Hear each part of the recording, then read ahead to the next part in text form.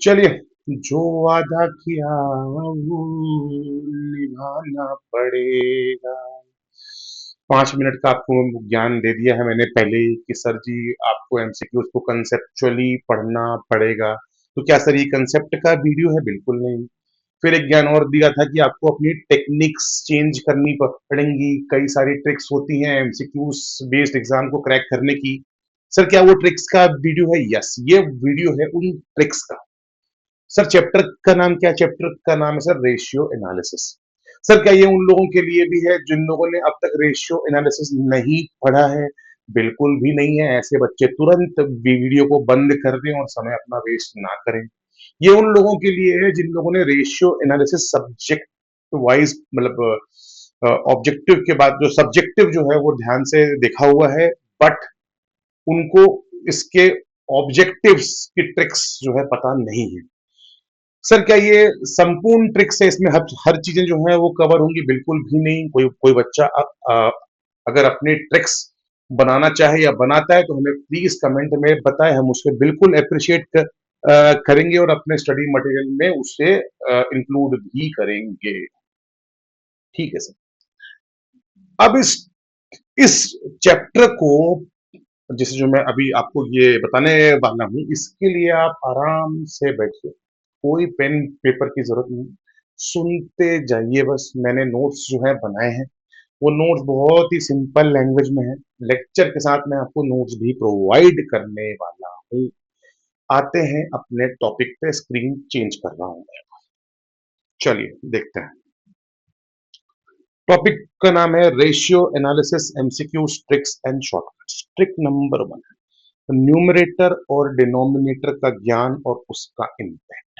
अगर आपको किसी भी रेशियो के बारे में ये नहीं पता है कि न्यूमरेटर में क्या होगा और डिनोमिनेटर में क्या होगा, करंट रेशियो आपको पता है कि क्या होता है, लेकिन अगर आपने उसको उल्टा कर दिया, मतलब करंट लायबिलिटीज को ऊपर कर दिया और करंट असेट को नीचे कर दिया, तो उस रेशियो का इम्पैक्ट खराब हो जाएगा। इसलिए आपको इस बात का ज्ञान क्लियर कट होना चाहिए कि ऊपर क्या रहेगा और नीचे क्या रहेगा। जब आपको ये ज्ञान प्रॉपर हो जाएगा तो आपकी ट्रिक सिंपल काम आएगी कि जैसे ही इसमें 21 दिसंबर क्या आ रहा है, जैसे ही न्यूमरेटर अगर कोई कोई चीज का बढ़ेगा तो रेशियो इंक्रीज होगा। डिनोमिनेटर अगर बढ़ेगा तो रेशियो डिक्रीज डिक्रीज होगा। अगर दोनों इक्वली बढ़ेंगे तो कोई चेंजेस नहीं आएंगे। अगर एक बढ़ेगा और एक घटेगा तो जरूर आपके रेशियो में चेंजेस आएंगे। तो अगर आपको सवाल में ये मालूम है कि इस रेशियो में कि न्यूमरेटर में क्या है और डिनोमिनेटर में क्या है, और उसको बढ़ने या घटने से ओवरऑल के रेशियो में क्या इंपैक्ट आएगा, तो सिर्फ सवाल देख के ही आप जवाब दे सकते हो। Trick number 2, whenever you see cash involved, pause. Also always remember dual impact. ये बड़ी गहरी बात है। बात क्या है पहले तो ये समझते हैं। जब भी कैश कम होता है ना रेशियोज में, तो उसके ड्यूल इम्पैक्ट आते हैं। जैसे कि अगर करंट रेशियो है, अब करंट रेशियो में मैंने मेरा अगर मेरी मेरी जो टोटल असेट है वो है लेट सपोज 5 लाख रुपए, मतलब जो मेरी करंट असेट्स है, और करंट लायबिलिटीज है 2.5 लाख रुपए। ठीक है, क्या आ गया रेशियो? 2:1 बना गया। अब याद रखना कि अगर मैंने पेमेंट किया है क्रेडिटर को, तो पेमेंट किया है क्रेडिटर को तो करंट असेट से कैश माइनस होगा और उतने ही क्रेडिटर करंट लायबिलिटीज से भी माइनस हो जाएंगे। तो क्या मेरा रेशियो अनचेंज होगा? नहीं, ऐसा नहीं होगा। अगर मेरे 50,000 रुपए की क्रेडिटर माइनस हुए तो ये हो जाएगा भाई, मतलब मैंने अगर 50,000 का पेमेंट कर दिया, 50,000 का पेमेंट कर दिया, यहाँ रफ में आते हैं, तो ये हो जाएगा 4,50,000। और मेरे जो जो क्रेडिटर्स हैं वो भी कम होके हो जाएंगे 2 लाख रुपए। तो क्या अब ये 2:1 रहा? नहीं, ये क्या क्या हो गया? 2.5:1, लगभग लगभग। तो याद रखना कैश का इम्पैक्ट बहुत ही कातिल होता है। ये मत बोलना कि जो रेशियो है वो बराबर ही रहेगा, नहीं, वो रेशियो बदल जाएगा। इसलिए जब भी कैश का इम्पैक्ट आए, ऑलवेज पॉज करना है, देखना है, ड्यूअल इम्पैक्ट देना है। ऐसे ही डेटर से पेमेंट आ गया तो आया तो क्या हुआ, करंट असेट मेरी इंक्रीज हो जाएगी क्या?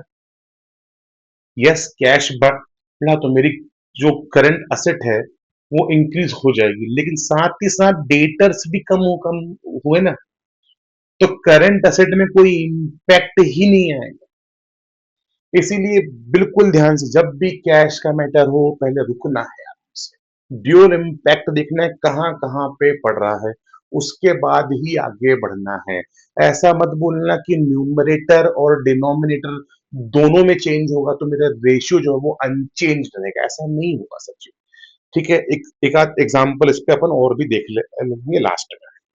Trick number 3, inventory helps current ratio and hurts quick ratio. बोलने का मतलब ये है सिंपल सी, ये एग्जामिनर का फेवरेट सवाल होता है। क्या सवाल होता है? Question asking which improves both inventory purchase is not the answer. ये मैंने एक सवाल में देखा था, मैंने इसलिए ये इसको यहाँ पे लिया है। इन्वेंट्री हमेशा करंट असेट में यूज होती है, क्विक असेट जो होती है उसमें इन्वेंट्री कंसिडर ही नहीं की जाती है, इसलिए इस बात का ध्यान रखें। Trick number 4, multiple formula approach. अब ये देखो, ये अंतर होता है सब्जेक्टिव और ऑब्जेक्टिव में। अगर आप एक फॉर्मूले के भरोसे हैं या आपको एक ही कंसेप्ट पता है, जैसे कैपिटल एम्प्लॉयड निकालने का आपके पास में एक ही फॉर्मूला है, total asset minus total liabilities, आपके पास में बैलेंस शीट सब्जेक्टिव में आती आती रही, और आप टोटल असेट में करंट लायबिलिटीज मतलब सॉरी, टोटल असेट से आप करंट लायबिलिटीज हटा के आपको कैपिटल एम्प्लॉयड निकालने की आदत है, तो ऐसे में साहब आप फंस जाएंगे।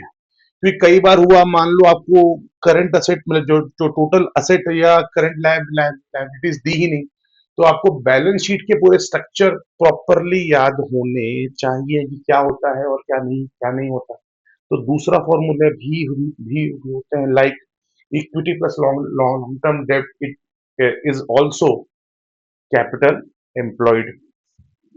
ऐसे ही अदर फॉर्मूले होते हैं करंट असेट निकालने के, current ratio multiply by current liabilities भी आपको निकाल के देती है करंट असेट्स।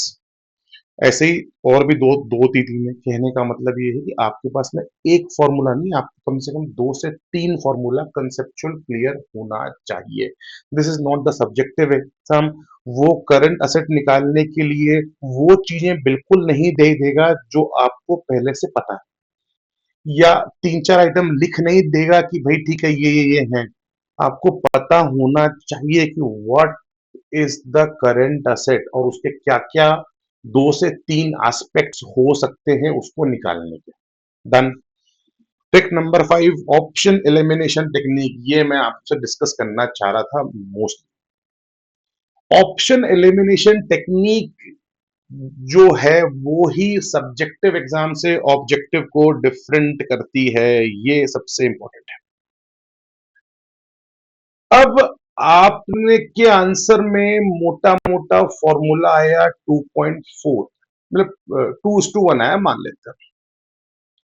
अब इसके जो एक्सट्रीम आंसर्स हैं उसको आप एलिमिनेट कीजिए, मतलब जो 254 इज टू 5 दिया है, या फिर जो 0.5:1 दिया है, उन ऑप्शंस को आपको एलिमिनेट करना है और फोकस करना है उसी ऑप्शन पे जो ऑप्शन आपके आंसर के आसपास आ रहा है, या फिर आपको सवाल देखते से ही समझ में आ रहा है कि साहब इसका आंसर इसके आसपास होगा, तो जो हाई वाले हैं जो लो वाले हैं उस आंसर को एलिमिनेट करने के बाद में जो अदर ऑप्शंस जो बचते हैं, एक या दो, उस पे फोकस करके आपको अपना आंसर निकालना है। जैसे कि इसमें ऑप्शन दिया है जो टेक्स्ट दी है, कैलकुलेट वन कंपोनेंट क्विकली, जैसे जैसे कि मैंने आपको बताया, सवाल देख के आपके दिमाग में आना चाहिए कि भाई इसका आंसर तो 2:1 होगा। एलिमिनेट पॉसिबल ऑप्शंस, भैया सीधी सी बात है कि अगर 2:1 हुआ ठीक है, मेरा आंसर थोड़ा सा डिफरेंट होता है तो ठीक है यार, 3:1 होगा, ये यहाँ पे 2.5:1 होगा, समथिंग लाइक दैट होगा, तो जो कि 50 इस टू 3 और ये सब के जो बड़े बड़े आंसर्स दिए हैं, सबसे पहले उनको एलिमिनेट करना है। उसके बाद वर्क करना है एक या दो ऑप्शन में। इस टाइप से आप अपने एमसीक्यूज को सॉल्व करने में 50 से 60% टाइम बचा पाओगे। ये ट्रिक्स आपको ध्यान रखनी है एग्जाम में किसी भी हालत में। अब इसके बाद में जो ट्रिक्स है ना, बेसिकली वो अब फॉर्मूले वाइज में आते हैं। एक सबसे ज्यादा दिक्कत देती है, दो जो फॉर्मूलों की ग्रुप है, वो सबसे ज्यादा दिक्कत दे देती है मेरे अकॉर्डिंग। सबसे पहली जो ग्रुप है वो है the big pictures return family के सारे फॉर्मूले, जो रेशियो एनालिसिस में काम आते हैं। उसमें सबसे पहला आता है return on capital employed, return on investment, return on equity, return on assets और अर्निंग पर शेयर। ये सारे फॉर्मूले दिमाग की ऐसी बैंड बजाते हैं कि इसमें कौन सी इक्विटी लें। कई बार इक्विटी में प्रेफरेंस शेयर भी ऐड होते हैं। सवाल उठता है सर इक्विटी का फॉर्मूला प्रेफरेंस शेयर ऐसे आते हैं साहब। इसीलिए इसको ट्रिक्स में मैंने लिया, बस इसकी ट्रिक्स देखते हैं। सबसे पहले रिटर्न ऑन कैपिटल एम्प्लॉयड की ट्रिक से, अगर इंटरेस्ट दिया हुआ है तो return on capital employed profit after tax पे कभी नहीं निकाला जाएगा, उसके लिए हमेशा ईबीआईटी ही यूज किया जाएगा। पहली बात है। दूसरा चीज, रिटर्न ऑन कैपिटल एम्प्लॉयड का ट्रैप ये है कि प्रेफरेंस डिविडेंड को कभी भी पीएटी से माइनस नहीं करना होता है। प्रेफरेंस डिविडेंड सिर्फ ईपीएस के लिए माइनस होता है। अभी क्या है समझते हैं। फॉर्मूला होता है, यहाँ पे देखते हैं, सॉरी, एक फॉर्मूला होता है, सबसे पहले होता है ईबीआईटी। ईबीआईटी से हम माइनस करते हैं इंटरेस्ट। हाँ, ईबीआईटी या पीबीआईटी। तो आता है ईबीटी, अर्निंग बिफोर टैक्स। उसमें से हम माइनस करते हैं टैक्स। टैक्स माइनस करने के बाद आता है अर्निंग आफ्टर टैक्स। अब ये अर्निंग आफ्टर आफ्टर टैक्स ही क्या है? Profit after tax. इस प्रॉफिट आफ्टर टैक्स को यूज किया जाता है हमेशा रिटर्न ऑन कैपिटल एम्प्लॉयड पे। सर इसमें से तो अभी प्रेफरेंस शेयर्स का डिविडेंड घटाया ही नहीं है, तो भैया प्रेफरेंस शेयर का डिविडेंड नहीं घटाया है, इसीलिए ये पीएटी है। इसीलिए इस पीएटी को कंपेयर भी इक्विटी और प्रेफरेंस दोनों से किया जाता है। कहने का मतलब पीएटी अपॉन में जो इक्विटी लेते हैं ना अपन, उस इक्विटी में इक्विटी और प्रेफरेंस शेयर दोनों ऐड होते हैं सर। तो सर फिर ईपीएस के लिए ये क्या बोल रहा है कि ईपीएस, तो साहब ईपीएस निकालने के लिए इस ईएटी में से मैं माइनस करता हूं डिविडेंड जो प्रेफरेंस शेयर्स के लिए दिया गया है, तो आता है मेरा earning available to equity share holder, जिसको हम बोलते हैं ईएईएस। ये ईएईएस को फिर हम डिवाइड करते हैं नंबर ऑफ इक्विटी शेयर से, तब हमारा ईपीएस आता है, जो कि पूरा का पूरा किसका होता है? इक्विटी शेयर होल्डर का ही होता है। क्लियर है? इसलिए इस ट्रिक में मत फंसना, ये बहुत इंपॉर्टेंट ट्रिक है, इंपॉर्टेंट। रिटर्न ऑन असेट की ट्रिक क्या है? अगर इंटरेस्ट को इग्नोर किया है तो आपको हमेशा ईबीआईटी ही यूज करना है। और अगर return if after tax return, अगर आफ्टर टैक्स की बात हो रही है तो हमेशा पीएटी पे फोकस करना है। पीएटी कहां से आएगा ये मैंने यहाँ पे मैंने बता दिया है। अब आते हैं ईपीएस।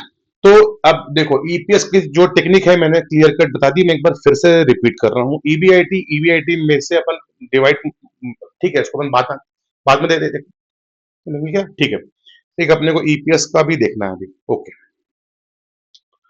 अभी सिर्फ ये, ठीक है, ईपीएस अपन बाद में ही देखते हैं, तो अपन ने मैं पूरा प्रॉपर एक बता दूंगा जिससे अपने को ईपीएस का फॉर्मूला जो है प्रॉपर समझ में आ जाएगा। इक्विटी होल्डर, अगर जब भी इक्विटी होल्डर्स के किसी भी प्रकार के रिटर्न निकालने की बात हुई है साहब, तो इक्विटी शेयर होल्डर्स के कोई भी रिटर्न रिटर्न ऑन इक्विटी या ईपीएस से निकलेंगे। लेकिन सर अभी तो आपने बोला कि सर जो जो रिटर्न ऑन इक्विटी है उसमें प्रेफरेंस शेयर्स भी एडेड होते हैं। हाँ, मैंने कहा तो अगर स्पेसिफिक इक्विटी शेयर होल्डर्स की बात अगर क्वेश्चन करेगा, अगर उसमें कुछ भी नहीं दिया है तो आर ओ ई से ही काम करना है। लेकिन अगर स्पेसिफिक इक्विटी शेयर्स के लिए बोल रहा है और बार बार हिंट भी कर रहा है, तो अपने को फिर वो ईपीएस में आना पड़ेगा। अभी ईपीएस की कैलकुलेशन एक बार दोबारा देखेंगे ये अपन, जिससे अपने को क्लियर कट समझ में आएगा कि ऐसे क्या होता है। उसके बाद एक नाइटमेयर होता है साहब, एक नाइटमेयर सपने में आता है भैया। सॉल्वेंसी जो रेशियोज जो होते हैं ना, वो सपने में आते हैं। वो सॉल्वेंसी रेशियो क्या होते हैं इसकी मैंने लिस्ट देख के रखी है। मेरा पढ़ाना काम नहीं, उसके ट्रिक्स बताना मेरा काम है। सबसे पहली जो जो ट्रिक्स है वो है डेट इक्विटी रेशियो ट्रिक्स। इसमें भी एक प्रॉब्लम है, इसमें भी एक प्रॉब्लम है। इसमें प्रॉब्लम ये है कि प्रेफरेंस शेयर जो होता है ना, वो इक्विटी में इंक्लूड होता है। प्रेफरेंस शेयर्स जो होता है वो इक्विटी में क्या होता है, इंक्लूड होता है। एक मिनट, अभी अपन जैसे कि यहां पढ़ रहे थे ना, देखो प्रेफरेंस डिविडेंड पीएटी से माइनस नहीं होता है। अपन ने देखा था, तो अगर पीएटी से माइनस नहीं होता है तो फिर वो जो प्रेफरेंस डिविडेंड है, तो मेरे को तो शेयर कैपिटल भी दोनों ही ले लेनी पड़ेगी।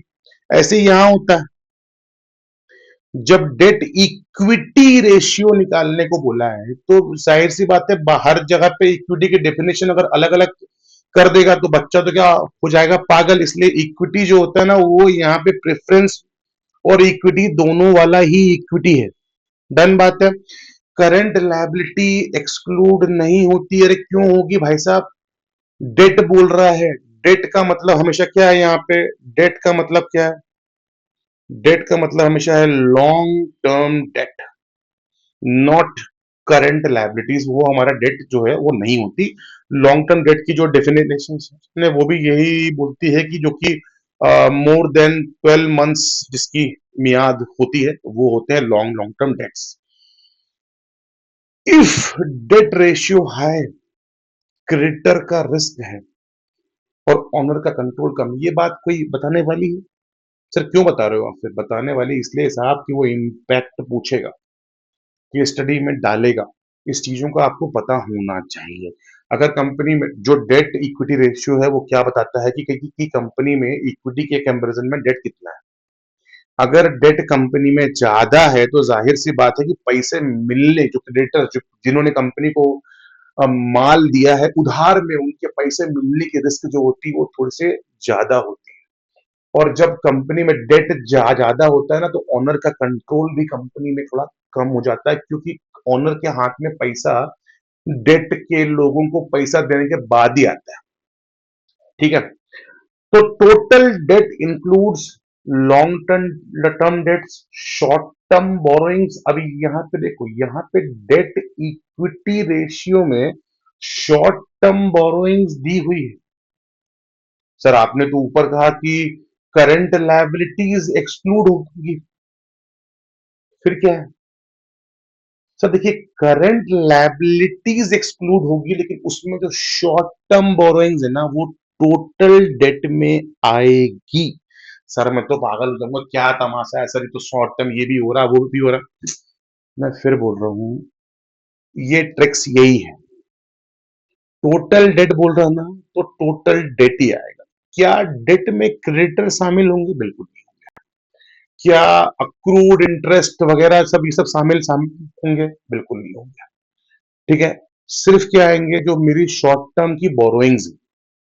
हाँ मतलब अब जो भी वो दिया होगा होगा कि भाई interest accrued but not due, वो सबके निके नियम आपको वो रेशियोज में ही पता होंगे। बेसिकली ट्रिक्स में मैं आपको सिर्फ ये बता रहा हूँ कि जो डेट है, डेट उसमें क्या क्या आएगा, long term debt plus short term borrowings. ठीक है, अब आता है इंटरेस्ट कवरेज रेशियो।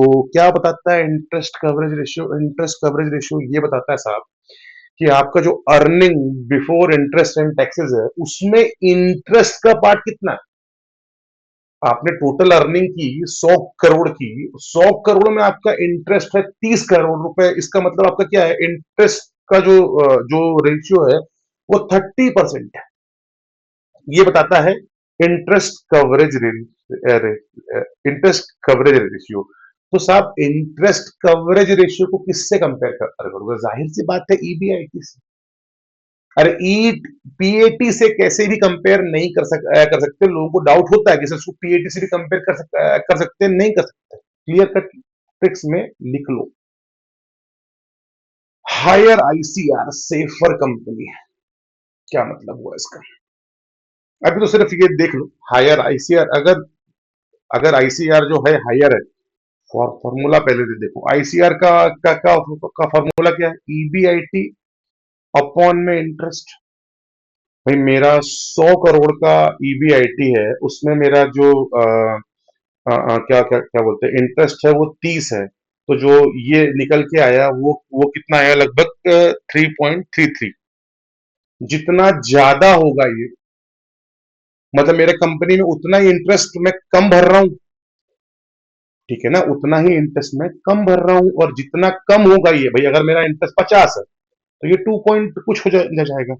इसका मतलब कि भाई मैं उतना, मेरे लिए ये काम जो है रिस्की है। यहाँ भी वही ये यहाँ भी ये वही दिया हुआ है कि जितना हाई होगा उतनी ही कंपनी सेफ होगी, और आईसीआर जो है जितना मतलब अगर 2 से कम है तो आपकी जो कंपनी के लिए ये डेंजर सिग्नल स्टार्ट हो गया है। अब एक बात आते हैं, एक मुझे बहुत तकलीफ होती थी पहले जब मैं एग्जाम दे रहा था, ऑपरेटिंग प्रॉफिट निकालने में। फिर एक टीचर ने एक बहुत अच्छी लाइन बताई जो मैंने इसमें भी शायद इंक्लूड की है। Yes, operating profit is nothing but pure business operations का प्रॉफिट ओनली। ऑपरेटिंग प्रॉफिट में क्या क्या नहीं आएगा? ऑपरेटिंग प्रॉफिट, आपने एक प्रॉफिट निकाल लिया, उससे आपको इंटरेस्ट भी घटाना नहीं है, टैक्स भी घटाना नहीं है, और नॉन ऑपरेटिंग आइटम्स भी घटाने नहीं। सर जी ये क्या बात हुई? नॉन ऑपरेटिंग आइटम घटाने नहीं है। अगर सर आपका ईबीआईटी ईबीआईटी ये ईबीआईटी में इन्वेस्टमेंट का प्रॉफिट जुड़ा हुआ है जो कि आपके बिजनेस से संबंध नहीं रखता है, तो आपको उस प्रॉफिट को घटाना पड़ेगा, इन्वेस्टमेंट के प्रॉफिट को। अगर इसमें एक ऐसा लॉस ये घट के आया है जो कि आपके नॉर्मल बिजनेस को प्रेजेंट नहीं करता, तो उस लॉस को भी आपको इसमें ऐड बैक करना रहेगा। जैसे कि बिल्डिंग में आग लग जाने की वजह से 10 लाख रुपए का नुकसान हुआ, ये मेरा ऑपरेटिंग एक्टिविटी का लॉस नहीं है, इसलिए इस 10 लाख रुपए को ऐड बैक करना रहेगा। बेसिकली केवल वो ही प्रॉफिट लेना रहेगा जिस प्रॉफिट में जो प्रॉफिट हमारे बिजनेस के संबंधित है। बात खत्म। अब भैया शब्दों का चक्कर, बाबू भैया शब्दों का चक्कर, क्या मतलब सर इसका? इसका मतलब ये कि सीधे फॉर्मूले नहीं पूछते, सीधे फॉर्मूले नहीं पूछते। पूछते क्या है साहब? Long term solvency. पता ही नहीं सर क्या होता है लॉन्ग टर्म सॉल्वेंसी? होता है डेट इक्विटी रेशियो। फिर पूछते हैं इंटरेस्ट पेमेंट कैपेसिटी, तो पूछते हैं साहब आईसीआर। क्यों पूछते हैं साहब? 40 लाख का प्रॉफिट है, 30 लाख का इंटरेस्ट है सर, मेरा इंटरेस्ट पेमेंट की कैपेसिटी कितनी? अरे थोड़ा भी यहां वहां हुआ तो बेसिक जो इंटरेस्ट है मैं वही पे नहीं कर पा मैं कर पाऊंगा। ऑनर स्टेक, अरे ऑनर स्टेक क्या होता है? प्रोप्राइटरी रेशियो होता है, ऊपर उसका फॉर्मूला लिख के दिया हुआ है मैंने, बाकी आपको खुद भी इसको देखना है। असेट फाइनेंस बाय डेट पूछा, क्या है? डेट इक्विटी रेशियो पूछा है। कैपिटल स्ट्रक्चर, तो कैपिटल स्ट्रक्चर में दो फॉर्मूले पूछ सकता है, या तो डेट इक्विटी या कैपिटल गियरिंग। जिसका भी अंदाजा हो उसी पे ध्यान लगाना है अपने को। Equity holders return, equity holders return दो बातें पूछी हैं, आरओसीई और ईपीएस। कौन सा सर? अभी बात करते हैं। ईपीएस को अपन ने छोड़ के रखा ही है। फाइनल फाइनल स्ट्रेटजी क्या है? पहले वर्ड्स देखो, रेशियो आइडेंटिफाई करो, न्यूमरेटर डिनोमिनेटर का इम्पैक्ट चेक करो, मल्टीपल फॉर्मूले से सेफेस्ट फॉर्मूला चूज करो, ऑप्शन को एलिमिनेट करो, ट्रैप्स को अवॉइड करो। ट्रैप्स मैंने सारे बता दिए हैं। प्रेफरेंस डिविडेंड का ट्रैप्स आएगा, इन्वेंट्री का ट्रैप्स आएगा, कैश का ट्रैप आएगा जो यहां पे दिया हुआ नहीं है, ईबीआईटी और पीएटी का भी ट्रैप्स आएगा। अब कुछ नहीं तो ये चार चीजें जो मेरे को बिल्कुल समझ में आती है कि अपने को याद रखनी ही चाहिए। पहली चीज क्या है? इन्वेंट्री एक्सक्लूड करते हैं क्विक रेशियो से। दूसरी, प्रेफरेंस डिविडेंड आरओसी में से माइनस नहीं होता है। पीएटी का यूज नहीं करना है, कहां पे? इंटरेस्ट कवरेज के रेशियो में। और करंट लायबिलिटीज को एक्सक्लूड करना है डेट इक्विटी रेशियो में, but short term borrowings include करना है, ऊपर दिया हुआ है। अभी कई फॉर्मूले में शॉर्ट टर्म बोरोइंग्स को भी इंक्लूड नहीं करता है, तो वो उस समय वो लॉन्ग टर्म डेट के बारे में बात करता है। कंफ्यूज होने की जरूरत नहीं। ये फॉर्मूला डेट इक्विटी का जो फॉर्मूला है, ये टोटल डेट और इक्विटी का फॉर्मूला मान के चलते हैं, इसलिए अपन इसमें शॉर्ट टर्म बोरोइंग्स को ले रहे हैं। लेकिन अगर वो लॉन्ग टर्म डेट बोल देगा तो सर ये शॉर्ट टर्म बोरोइंग्स भी ऐड नहीं। इसलिए दिमाग में कोई भी दो मत ना रखें आपकी फॉर्मूला में अंतर होगा, ऐसा कुछ भी नहीं होता। डेट इक्विटी दिया है तो अपने को मान के चलना है कि टोटल डेट है, और अगर सिर्फ लॉन्ग टर्म डेट कहा है तो उसको लॉन्ग टर्म डेट ही कंसिडर हमको करना है। उस केस में जो शॉर्ट टर्म बोरोइंग्स है वो अपने को नहीं लेना। ठीक है। अब इसकी क्या बचा था ईपीएस। चलो देख देखते हैं। ओ सॉरी, ईपीएस मतलब आरओसी। फिर से भाई, ईबीआईटी, ईबीआईटी से हमको लेस करना होता है इंटरेस्ट, इंटरेस्ट लेस करते हैं तो आता है ईबीटी, ईबीटी से हम लेस करते हैं टैक्स, तो वो आता है फिर earning after tax, earning after tax में से हम लेस करते हैं dividend payable to the preference share, तो आता है EAES, EAES earning available to the equity share holders, उसमें डिवाइड करते हैं नंबर ऑफ इक्विटी शेयर्स, तो फिर आता है ईपीएस। अब बात हो रही है प्योर इक्विटी शेयर होल्डर्स की, तो जितने शेयर्स बढ़ाऊंगा उतना ही ईपीएस क्या होगा? कम होगा। जितने शेयर्स कम होंगे उतना ही ईपीएस क्या होगा? बढ़ेगा। ये सीधी बात है ना, ईपीएस की बात कर रहा हूं। प्रेफरेंस शेयर क्या बढ़ने से या घटने से ईपीएस में कोई इंपैक्ट आएगा? नहीं, वो इक्विटी शेयर बढ़ने या घटने से ही आएगा। बोनस शेयर दूंगा तो शेयर दूंगा मतलब क्या? शेयर बढ़ गए, बढ़ने पे क्या इंपैक्ट आएगा? मेरा जो ईपीएस है वो कम होगा। अब ऊपर अपन जो बात पढ़ रहे थे कि रिटर्न ऑन इक्विटी की बात हो रही है साहब, तो इसमें क्या होगा? जो कैपिटल भी मैं लूंगा वो कौन सी लूंगा? बोथ प्रेफरेंस और इक्विटी। और जो मेरा जो अर्निंग लूंगा उसमें मैं लूंगा क्या लूंगा? ये ईएटी। हाँ, ईएटी पीएटी की बात है। ठीक है। लेकिन अगर मैं ईपीएस लूंगा तो क्या होगा? ईपीएस लूंगा साहब तो मेरे को ईपीएस ही लेना पड़ेगा, और इक्विटी जो लूंगा उसमें मैं इक्विटी शेयर लूंगा, उसमें डिविडेंड का सीन नहीं रहेगा। ये है सारी ट्रिक्स। अगर कुछ डाउट है प्लीज कमेंट में बताएं। उससे अच्छी या उससे खुशी की बात होगी कि अगर आप खुद की ट्रिक्स बता रहे हैं कि भाई आपको क्या आता है, तो हमको तो हमारे लिए बहुत अच्छी बात होगी। अगर आपको कोई चैप्टर की ट्रिक्स की जरूरत है इमीडिएटली तो आप हमें बताएं, उसका भी हम जल्द से जल्द लेक्चर अरेंजमेंट जमाएंगे आपके लिए। Thank you so much.